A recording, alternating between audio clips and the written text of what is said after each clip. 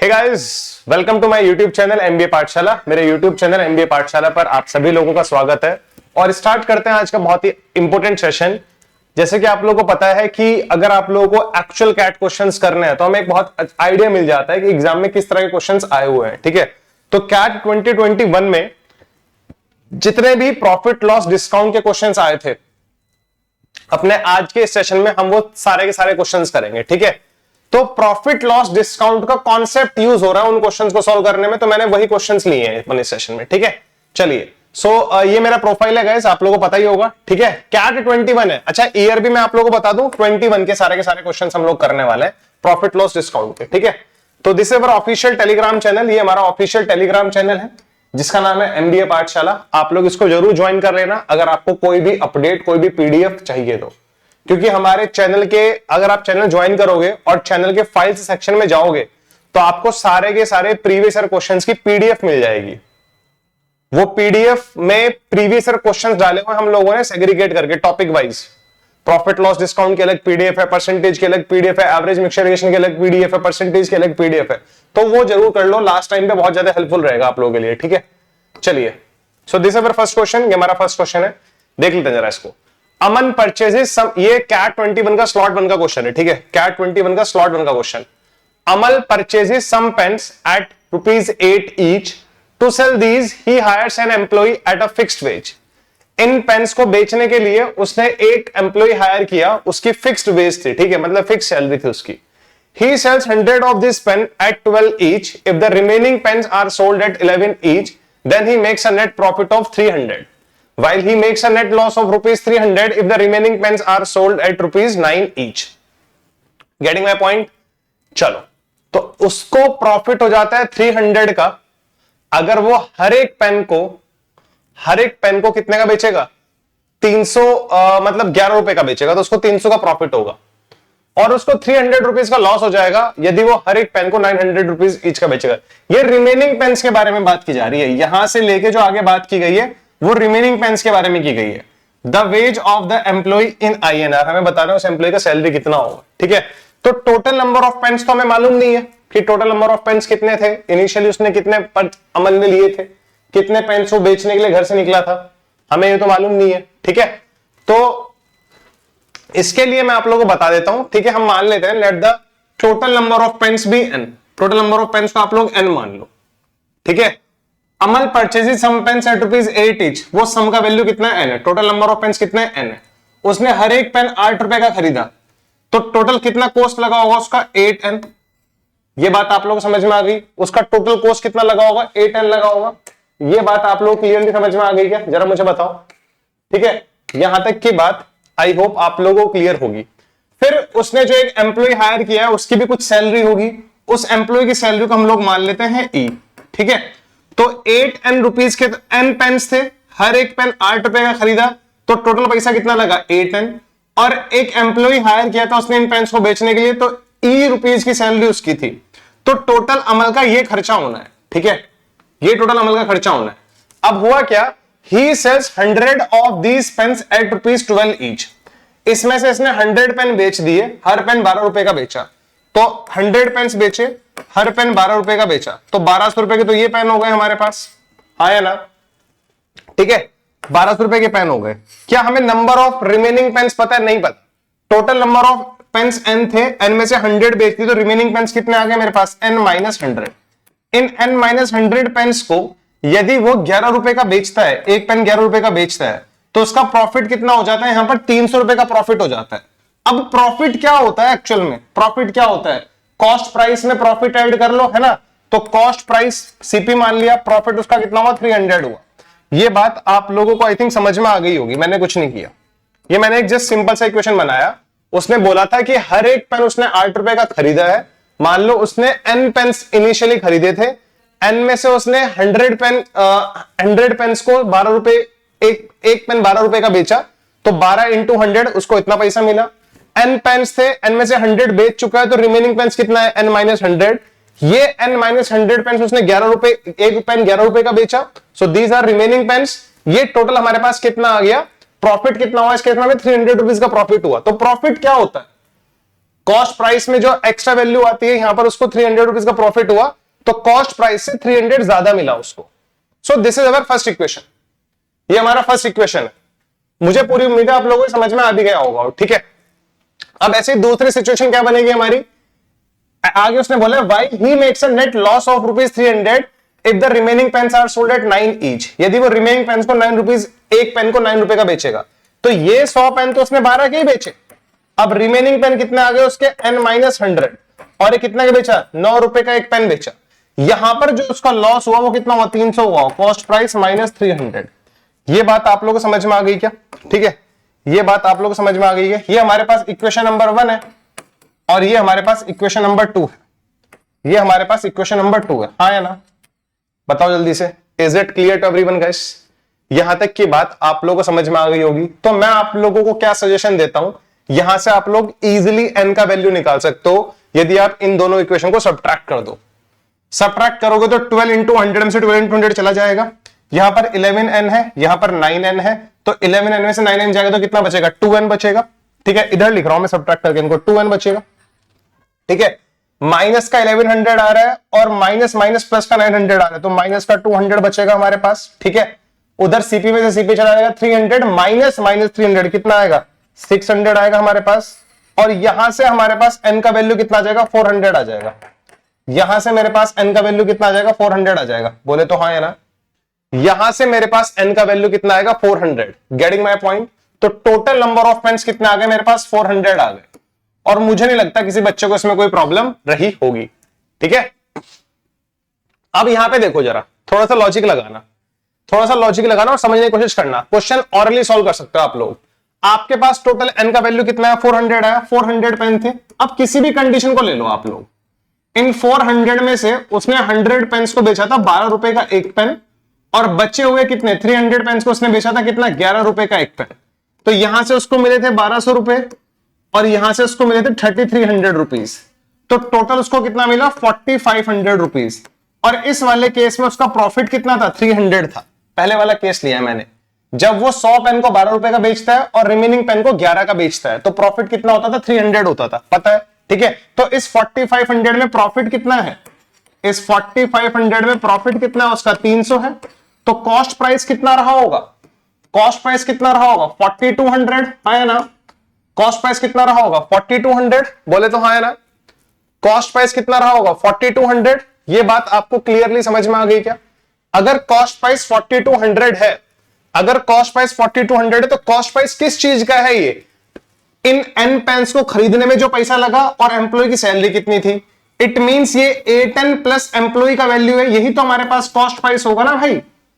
हमने ये n pens को खरीदने में कितना पैसा लगा, n पेन, एक पेन 8 रुपए खरीदा, तो A10 हम लोगों ने यहां पर इन्वेस्ट किया।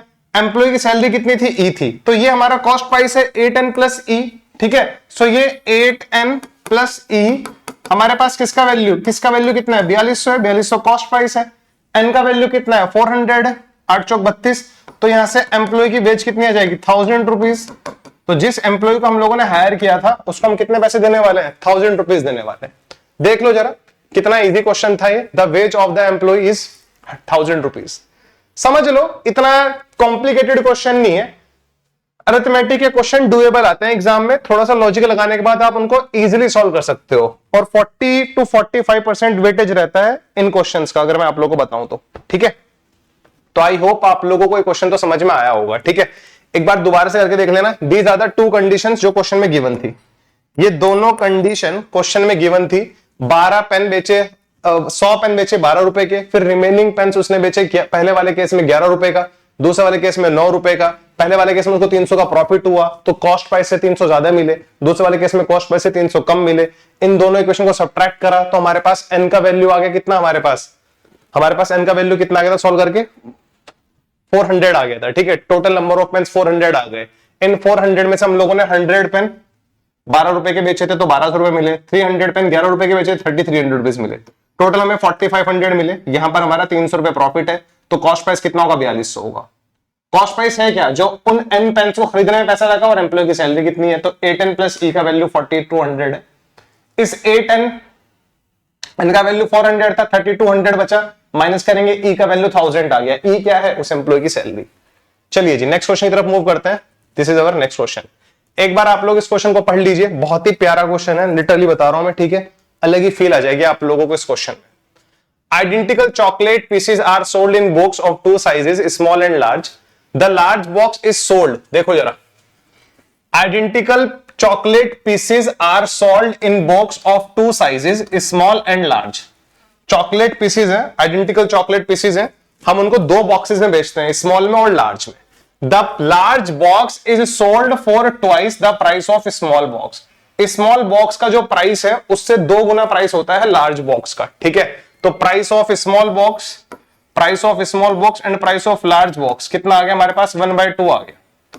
Price of small box upon price of large box कितना आ गया, 1/2 आ गया। इफ द सेलिंग प्राइस पर gram of chocolate in the large box, if the selling price per gram of chocolate in the large box is 12% less than that in the small box, then the percentage by which the weight of the chocolate in the large box exceed that in the small box is nearest to, ठीक है।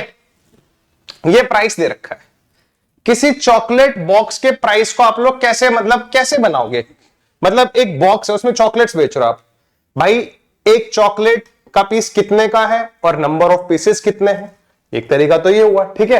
क्या हमें यहां पर बोला गया है, हमें बोला गया है इफ द सेलिंग प्राइस पर gram of chocolate in the large box, large box में जो 1 ग्राम चॉकलेट का पीस है उसका जो कॉस्ट है वो क्या है, 12% लेस है स्मॉल बॉक्स से, ठीक है। मतलब हमें नहीं पता कि स्मॉल बॉक्स में कितने ग्राम चॉकलेट है, ये तो हमें पता ही नहीं ना, कितने ग्राम चॉकलेट है हमें मालूम ही नहीं है, ठीक है। तो पहले, और वही हमसे पूछा जा रहा है कि कितना क्वांटिटी ज्यादा है, ठीक है। तो स्मॉल, भाई मतलब सिंपल सी बात है, प्राइस कैसे निकालोगे, ठीक है। फॉर एग्जांपल कोई एक बॉक्स है, उस बॉक्स में चॉकलेट्स हैं, चॉकलेट्स के पीसेस हैं, तो कैसे निकलेगा भाई, मान लो उसमें एक पीस 5 ग्राम का है और 10 पीसेस है, तो 50 ग्राम चॉकलेट होगी टोटल उसमें। 1 ग्राम चॉकलेट कितने की आती है वो हमें पता होना चाहिए, वो हमें मालूम नहीं है, ठीक है। तो हमने मान लिया the quantity of chocolate in small box, ठीक है, स्मॉल बॉक्स में चॉकलेट क्वांटिटी कितना है, SQ है, और लार्ज बॉक्स में चॉकलेट का क्वांटिटी कितना है, LQ। ये बात समझ में आ गई, ये क्वांटिटी हो गई। अब क्वांटिटी है और जो लार्ज बॉक्स में चॉकलेट का प्राइस है पर ग्राम और स्मॉल बॉक्स में चॉकलेट का प्राइस है पर ग्राम, उसके बीच में एक रिलेशन लिया हुआ है, ठीक है। हो सकता है ना भाई वो स्मॉल बॉक्स में क्वांटिटी थोड़ी अच्छी रखता हो, जो भी वो प्राइस पे डिपेंड करेगा। Price of the small, if the selling price पर gram of chocolate in the large box, large box में जो पर ग्राम चॉकलेट का प्राइस है वो 12% लेस है स्मॉल बॉक्स से, तो स्मॉल बॉक्स वाले चॉकलेट के प्राइस ज्यादा हैं किससे, लार्ज वाले से। तो स्मॉल बॉक्स में यदि पर ग्राम चॉकलेट के प्राइस 100 हैं तो लार्ज वाले में कितने होंगे, 12% कम, विच इज 88। तो ये हमारे पास किसका बना, स्मॉल बॉक्स का प्राइस बना, और ये हमारे पास लार्ज बॉक्स का प्राइस बना। इनका रेशियो कितना दिया हुआ है, 1/2 दिया हुआ है। क्या इसको मैं 1/2 से कंपेयर कर लूं, कितना क्वांटिटी है और वो क्वांटिटी का रेट कितना है। इतना क्वांटिटी था स्मॉल बॉक्स में, क्वांटिटी SQ, लार्ज बॉक्स में क्वांटिटी LQ। रेट कितना है इसका, इसका 100, मान लो 1 ग्राम 100 रुपीज का मिलता है यहां पे, और यहां पर 1 ग्राम 88 रुपीज का मिलेगा। ये कहां से पता लगा 100 और 88, यहां से। इफ द सेलिंग प्राइस पर gram of chocolate in the large box is 12% less than that in the small box, small box से 12% कम है, तो यहां पर ये 100 है, तो यहां पर कितना होगा, 88 होगा, ठीक है। यस, 2 से इसको उड़ाया तो यहां पर कितना है, 44 आया। इसको उधर ले जाएंगे, ठीक है। ये बात समझ में आने लग रही है क्या आप लोगों को, ठीक है। ये बात आप लोगों को समझ में आने लग रही है क्या, जरा मुझे बताओ, ठीक है। दिस इज 44/100, 4 से उड़ाया तो यहां पर 11/25 आ गया, ठीक है। कहने का मतलब ये है स्मॉल बॉक्स में जो क्वांटिटी यदि वो 11 है ना, तो लार्ज बॉक्स की क्वांटिटी कितना है, 25 है। बात समझ में आ गई। स्मॉल बॉक्स की क्वांटिटी अगर 11 है ना, तो लार्ज बॉक्स की क्वांटिटी कितना है, 25 है। तो अब हमसे पूछा क्या जा रहा है, then the percentage by which the weight of the chocolate in the large box, the weight of the chocolate in the large box exceed that's in the small box. Large box में जो chocolate का quantity है वो कितना ज्यादा है small box से। तो स्मॉल बॉक्स में चॉकलेट का क्वांटिटी 11 है, लार्ज में 25 है, तो कितना ज्यादा है, 14। किससे कंपैरिजन किया जा रहा है, स्मॉल बॉक्स से, तो 14/11 निकालना है। 14/11, 14 ज्यादा है 11 से, to find the percentage we need to multiply by 100। ठीक है, 14 को आप लोग बोल सकते हो ना 11 प्लस 3 बाय 11 इंटू 100 हमें करना है। दिस इज 11 बाय 11 1 आ जाएगा 100%। 3 बाय 11 कितना होता है 27 समथिंग होता है, तो 127 समथिंग आएगा इसका आंसर। 127% के अप्रोक्स आएगा इसका आंसर। नियरेस्ट टू उसने पूछा था और ऑप्शंस भी सारे इंटीजर्स फॉर्म में है, तो पहला ऑप्शन ही 127 है, चेक कर लो। पहला ऑप्शन ही 127 है, चेक कर लो। ठीक है, आई होप आप लोगों को यहां तक का क्वेश्चन क्लियरली समझ में आया होगा। बहुत ही प्यारा क्वेश्चन, हमें देखना था कि प्राइस कैसे निकाले जाते होंगे। भाई किसी बॉक्स में चॉकलेट है, आपने उस बॉक्स में कितना क्वांटिटी डाला है चॉकलेट का और उस चॉकलेट का प्राइस कितना है, तो क्वांटिटी इंटू प्राइस पर ग्राम, इतना क्वांटिटी है और पर ग्राम का प्राइस इतना है, और ये इनके प्राइस का रेशियो है 1/2। ये गिवन था हमें। कितना इजी क्वेश्चन था, कितना इजी क्वेश्चन था। ठीक है, चलो क्वेश्चन को ढंग से रीड करो। मतलब जब तक आप क्वेश्चन को ढंग से रीड नहीं करोगे ना, तो आपको कुछ भी समझ में नहीं आने वाला। सबसे पहले आप लोगों को क्वेश्चन को ढंग से रीड करना पड़ेगा। रीड करो, फिर खुद से ट्राई करो, नहीं होता तो फिर वीडियो सॉल्यूशन देखो। ठीक है, चलो moving to the question number 3। ये हमारे पास क्वेश्चन नंबर 3 है। A person buys tea of 3 different qualities. 3 different qualities की टी है हमारे पास। मान लो T1 है, T2 है और हमारे पास T3 है एट ₹800। ठीक है, इसका प्राइस कितना है 800 है, इसका प्राइस कितना है 500 है और इसका प्राइस कितना है 300 है पर केजी। इनके पर केजी के प्राइसेस हैं। ठीक है, ये इनके प्राइसेस है। बात समझ में आ गई? ये इनके प्राइसेस है। ठीक है, ये इनके प्राइसेस है। बात समझ में आ गई? चलो अब इनके क्वांटिटी का रेशो दिया हुआ है अपने को। ये इनके क्वांटिटी का रेशो दिया हुआ अपने को 235। इनके क्वांटिटी का रेशो कितना दिया हुआ अपने को 235 दिया हुआ है। क्वांटिटी का रेशो कितना है 235। ये बात समझ में आ गई आपको? Yes. And the amount bought in the proportion, इस प्रोपोर्शन में उसने अमाउंट खरीदा है। 3 तरह की टीज खरीदी और इस प्रोपोर्शन में खरीदी। She mixes all the tea, उसने सारी की सारी टी मिक्स कर दी and sells 1/6 of the mixture. 1/6 of the mixture, total mixture का उसने 1/6 निकाला। मजा आ जाएगा ना अगर हमारा टोटल मिक्सचर 6 का मल्टीपल हो जाए, क्योंकि 6 के मल्टीपल का 1/6 निकालना बड़ा इजी रहेगा। एक बार चेक करते हैं इस लड़की ने कितना मिक्सचर लिया है। अगर ये 5 केजी लिया, ये 3 केजी लिया, तो 2 केजी लिया है। 5 + 3 8 + 2 10, टोटल कितना लिया है 10 केजी। 5 + 3 8 + 2 10 कितना लिया है 10 केजी। क्या 10 6 का मल्टीपल है? नहीं यार, 10 का 1/6 निकालने में दिक्कत होगी। तो अगर 10 को 6 का मल्टीपल बनाना है, अगर 10 को 6 का मल्टीपल बनाना है तो मुझे उसको किससे मल्टीप्लाई करना पड़ेगा? 3 से मल्टीप्लाई करना पड़ेगा, क्योंकि 10 के बाद 3 का मल्टीपल 6 का मल्टीपल कौन आता है 30 आता है। तो इसको हर एक रेशियो को मैंने 3 से मल्टीप्लाई कर दिया, इंटू 3 इंटू 3 इंटू 3। ठीक है, ये बात समझ में आ गई? ये बना हमारे पास 6, ये बना हमारे पास 9, ये बना हमारे पास 15। 15 और 9 24 और 6 30। तो टोटल क्वांटिटी कितना हो गया 30 केजी हो गया। ठीक है, देख लेते हैं जरा। आपने 800 वाली टी ली और 6 केजी ली, तो कितना पैसा पे किया होगा आपने? 4800 रुपीज पे किए होंगे। 500 वाली टी ली और 9 केजी ली, आपने कितना पैसे पे किया होगा? 4500 पे किया होगा। आपने 300 वाली टी ली और कितनी ली? 15 केजी ली, तो आपने कितना पैसा पे किया होगा? 15 × 45, आपने 4500 रुपए पे किए होंगे। ठीक है, तो 45 45 एंड 48, तो कितना बना 138, यानी कि 13,800 रुपीज आपने इस पे खरीदने में इन्वेस्ट कर दिया। हो सकता है कुछ लोगों को दिक्कत होगी, यार सर ने 3 से मल्टीप्लाई क्यों करा है? मैंने 3 से मल्टीप्लाई इसलिए किया है क्योंकि उसने टोटल क्वांटिटी का 1/6 क्वांटिटी 700 पर केजी पर बेचा है। तो ये तो खरीदते टाइम की बातें करी है हम लोगों ने। खरीदते टाइम शी स्पेंड 13,800। अब उसने क्या किया, क्वांटिटी कितना लिया हम लोगों ने टोटल? हम लोगों ने टोटल क्वांटिटी कितना लिया जरा मुझे बताओ। यहां पर हम लोगों ने 6 केजी लिया, यहां पर हम लोगों ने 9 केजी लिया, यहां पर हम लोगों ने 15 केजी लिया। 15 9 24 और 6 30 है ना। कितना लिया टोटल? 30 केजी क्वांटिटी लिया हम लोग। 30 का 1/6 निकालना is not a big deal. 30 का 1/6 निकालना जरा कितना आ जाएगा? ये 5 केजी आ जाएगा। और हमने किस रेट से लिया? 700 पर केजी से। तो 700 इंटू 5 कितना आएगा हमारे पास? ये 3500। 3500 रुपए के तो हम लोगों ने 5 केजी बेच दिया। 3500 रुपए को तो हम लोगों ने 5 केजी बेच दिया। आउट ऑफ 30 5 केजी बेच दिया। कितना बचा? 25 केजी। कितना बचा?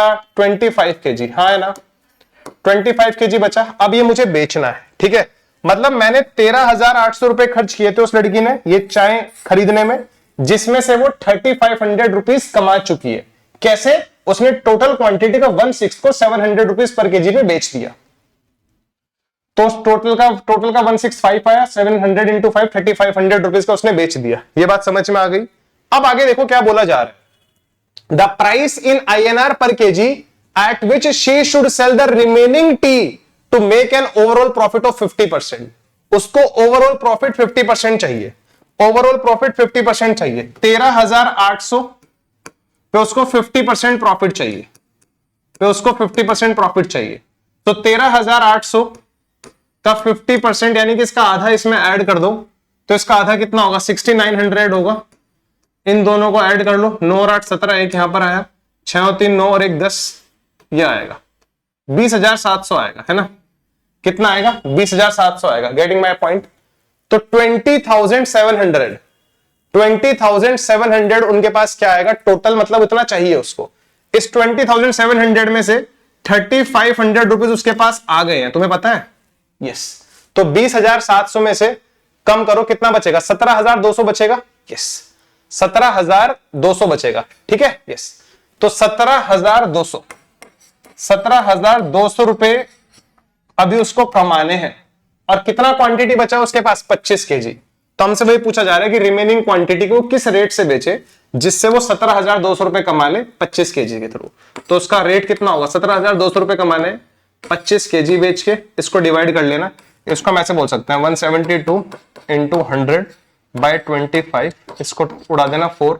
17 इंटू 4 कितना होता है? 680, 688 आएगा। 688 रुपीज पर केजी उसको रिमेनिंग क्वांटिटी को बेचना पड़ेगा। 688 रुपीज पर केजी उसको रिमेनिंग क्वांटिटी को बेचना पड़ेगा, विच इज इन ऑप्शन 2, जो कि ऑप्शन 2 में। मुझे लगता है यहां तक की बात आप लोगों को समझ में आ गई होगी। ठीक है, यहां तक तो किसी बच्चे को कोई दुख दर्द परेशानी नहीं होगी।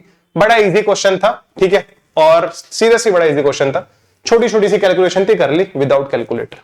ठीक है, तो बच्चे these are the 3 questions. Actual में मैं आपको बताऊं तो ये 3 क्वेश्चंस ही आए थे, ठीक है, हमारे पास हमारे एग्जाम में।